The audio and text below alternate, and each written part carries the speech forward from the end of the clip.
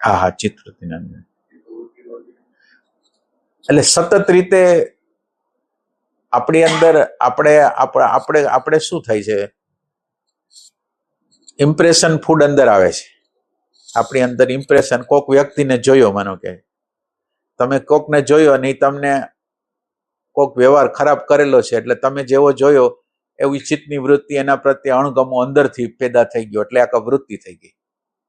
તમે કોઈ જગ્યાએ તમારા ઓલા શું કહેવાય, તમારી પાર્ટીના કામ દ્વારા ક્યાંક ગયા હો તમે, અને માનો કે એમાં અનુકૂળ પ્રતિસાદ મળ્યો અથવા અનુકૂળ ન મળ્યો, તમે ઘરે જઈને પછી એની બીજા લોકો સાથે ચર્ચા કરો છો કે આમ આમ છે, તું આમ આમ હોવું જોઈએ, આમ ન હોવું જોઈએ. તો આ વૃત્તિઓ સતત, એટલે આપણે જે પ્રવૃત્તિ કરી છે એમાં વૃત્તિઓ સતત રીતે, ક્યાંક લગ્નમાં ગયા, ક્યાંક પાર્ટીમાં ગયા, એટલે પછી આવીને એમ વાત કરી છે, ઓલા વ્યક્તિ આમ હતો, ઓલો વ્યક્તિ આમ હતો, ઓલો આમ હતું, આમ હતું, આમ આમ આમ આમ બધી વાત કરી. એટલે ચિત્ત, એટલે આપણી અંદર સતત રીતે વિચારની જેટલા પ્રસંગોમાં આપણે જાય છીએ એ પ્રસંગોને પચાવી નથી શકતા, અને આપણે એના વિશે સતત રીતે તરંગો ઉઠાવી છે. આ તરંગો જે ઉઠે છે એટલે શું થાય છે, આ વિચારો ઉઠે છે એટલે શું થાય છે, જે ચિત્તનો જે પ્રદેશ છે, આપણા અંદરનો જે ચિત્તનો પ્રદેશ છે, જે જ્ઞાનમય પ્રદેશ છે, એમાં પ્રવેશ થતો નથી.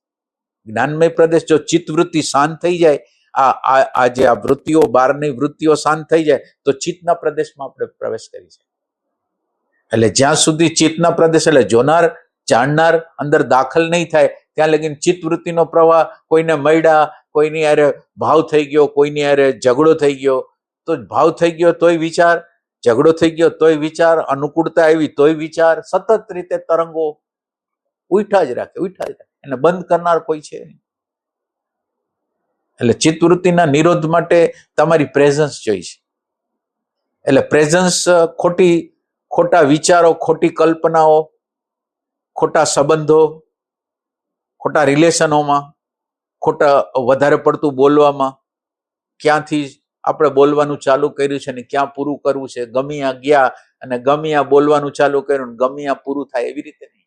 તો ઉર્જા બગડે છે, તરંગો સતત રીતે વહે છે ને એને બ્રેક મારવા વાળું કોઈ છે નહીં. એટલે ચિત્તવૃત્તિનો નિરોધ એટલે જ્યાં લગીને આ આખી પેરીફરી છે. દાખલા તરીકે મેં તમને જોયા, મેં કોઈ વ્યક્તિને જોઈ, તો વ્યક્તિ, જે આખી વ્યક્તિ છે એ પેરીફરી છે, સપાટી છે. હવે દાખલા તરીકે જે તમે વ્યક્તિને જોવો છો એની અંદર ખાલી સ્થૂલ બોડી નથી, એની અંદર સૂક્ષ્મ બોડી છે અને કારણ બોડી છે, એની અંદર આત્મા છે. આપણે તો આ પેરીફરી જોઈ, આ પેરીફરીને જોઈને એના વિશેના તરંગો ઉઠાવવા જાય છે. હવે આપણે આ યોગને ચિત્તવૃત્તિના નિરોધ દ્વારા આ વ્યક્તિને નથી જોયું, વ્યક્તિની અંદર પ્રાણમય બોડી, એનું સૂક્ષ્મ બોડી, એનું કારણ બોડી અને એનું છેલ્લે આત્મ બોડી જોવાનું છે. હવે આપણે અત્યારે તો જે કરી છે, માનો કે એક અનુકૂળ પ્રસંગ બન્યો એટલે અંદર અનુકૂળ પ્રસંગ બન્યો એટલે સીધું રિએક્શન, એટલે ખુશી.